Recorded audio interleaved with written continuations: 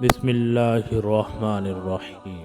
دوڑنے والا پتھر۔ یہ ایک ہاتھ لمبا ایک ہاتھ چوڑا چکور پتھر تھا جو ہمیشہ حضرت موسیٰ علیہ السلام کے جھولے میں رہتا تھا۔ اس مبارک پتھر کے ذریعے حضرت موسیٰ علیہ السلام کے دو معجزات کا ظہور ہوا جن کا تذکرہ قرآن مجید میں بھی ہوا ہے۔ پہلا معجزہ اس پتھر کا پہلا عجیب کارنامہ جو در حقیقت حضرت موسیٰ علیہ السلام کا معجزہ تھا، وہ اس پتھر کی دانشمندانہ لمبی دوڑ ہے، اور یہی معجزہ اس پتھر کے ملنے کی تاریخ ہے۔ اس کا مفصل واقعہ یہ ہے کہ بنی اسرائیل کا یہ عام دستور تھا کہ وہ بالکل ننگے بدن ہو کر مجمع عام میں غسل کیا کرتے تھے، مگر حضرت موسیٰ علیہ السلام اسی قوم کے ایک فرد تھے اور اسی ماحول میں پلے بڑے تھے، لیکن خدا تعالیٰ نے ان کو نبوت اور رسالت کی عظمتوں سے سرفراز فرمایا تھا۔ اس لیے آپ کی عصمت نبوت بلا اس حیا سوزی بغیرتی کو کب گوارا کر سکتی تھی۔ آپ بنی اسرائیل کے اس بے حیائی سے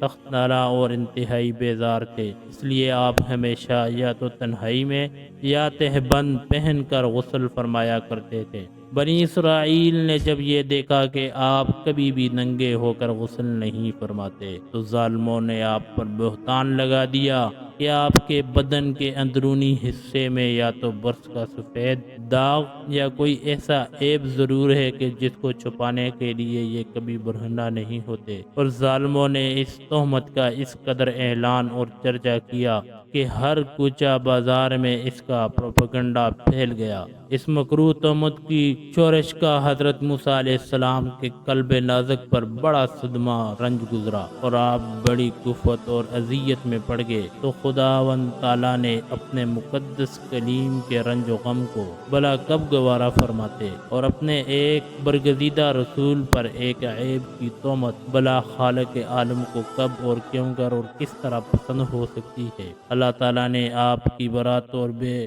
عیبی ظاہر کر دینے کا ایک ایسا ذریعہ فرما دیا۔ بنی اسرائیل کے پروپیگنڈوں اور ان کے شکوک و شبہات کے بادل چھٹ گئے، اور آپ کی برات اور بے عیبی کا سورج آفتاب عالمتاب سے زیادہ روشن و اشکار ہو گیا، اور وہ یوں ہوا کہ ایک دن آپ پہاڑوں کے دامن میں چھپے ہوئے ایک چشمہ پر غسل کے لیے تشریف لے گئے، اور یہ دیکھ کر کہ یہاں دور دور تک کسی انسان کا نام و نشان نہیں ہے، آپ اپنے تمام کپڑوں کو ایک پتھر پر رکھ کر اور بالکل برہنہ بدن ہو کر غسل فرمانے لگے۔ غسل کے بعد جب آپ لباس پہننے کے لیے پتھر کے پاس پہنچے تو کیا دیکھا کہ وہ پتھر آپ کے کپڑوں کو لیے ہوئے سرپٹ بھاگا چلا جا رہا ہے۔ یہ دیکھ کر حضرت موسیٰ علیہ السلام بھی اس پتھر کے پیچھے پیچھے دوڑنے لگے کہ سوبی حجر سوبی حجر، یعنی اے پتھر میرا کپڑا، اے پتھر میرا کپڑا، مگر یہ پتھر برابر بھاگتا رہا یہاں تک کہ شہر کے بڑے بڑے سڑکوں سے گزرتا ہوا گلی کوچوں میں پہنچ گیا، اور آپ بھی برہنہ بدن ہونے کی حالت میں برابر پتھر کو دوڑاتے چلے گئے۔ اس طرح بنی اسرائیل کے ہر چھوٹے بڑے نے اپنی آنکھوں سے دیکھ لیا کہ سر سے پاؤں تک آپ کے مقدس بدن میں کہیں بھی کوئی عیب نہیں ہے، بلکہ آپ کے جسم اقدس کا ہر حصہ حسن و جمال میں اس قدر نقطۂ کمال کو پہنچا ہوا ہے کہ عام انسانوں میں اس کی مثال تقریباً محال ہے۔ چنانچہ بنی اسرائیل کے ہر فرد کی زبان پر یہی جملہ تھا، یعنی خدا کی قسم موسیٰ علیہ السلام بالکل بے عیب ہیں۔ جب یہ پتھر پوری طرح حضرت موسیٰ علیہ السلام کی برات کا اعلان کر چکا تھا تو خود بہت ٹھہر گیا۔ آپ نے جلدی سے اپنا لباس پہن لیا اور اس پتھر کو اٹھا کر اپنے جھولے میں رکھ لیا۔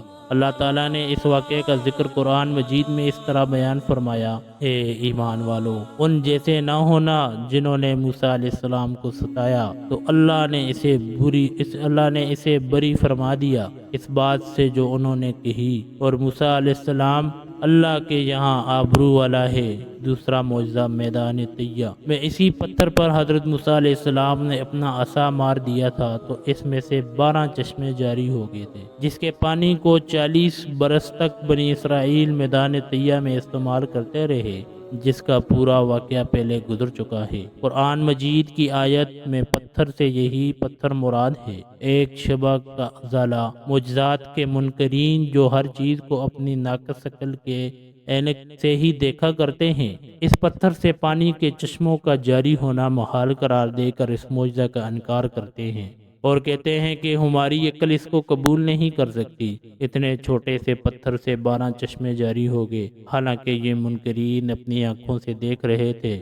بعض پتھروں میں خدا تعالیٰ نے یہ تاثیر پیدا فرما دی کہ وہ بال مونڈ دیتے ہیں۔ بعض پتھروں کا یہ اثر ہے کہ وہ سرکہ کو تیز اور ترش بنا دیتے ہیں، اور بعض پتھروں کی یہ خاصیت ہے کہ وہ لوہے کو دور سے کھینچ لیتے ہیں۔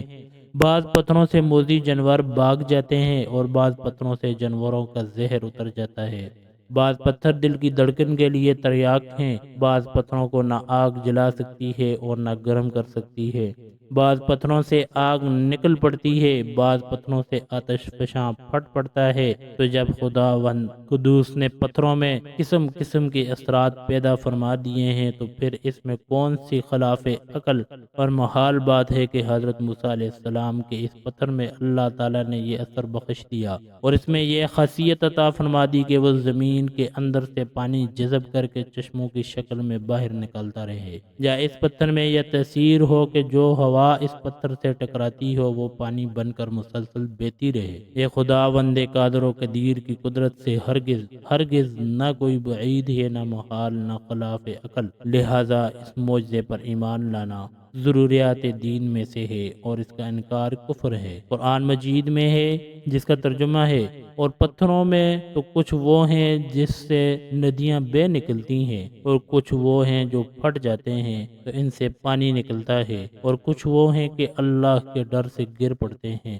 بہرحال پتھروں سے پانی نکلنا یہ روزانہ کا چشم دید مشاہدہ ہے، تو پھر بلا حضرت موسیٰ علیہ السلام کے پتھر سے پانی کے چشموں کا جاری ہو جانا کیوں کر خلاف عقل اور محال قرار دیا جا سکتا ہے؟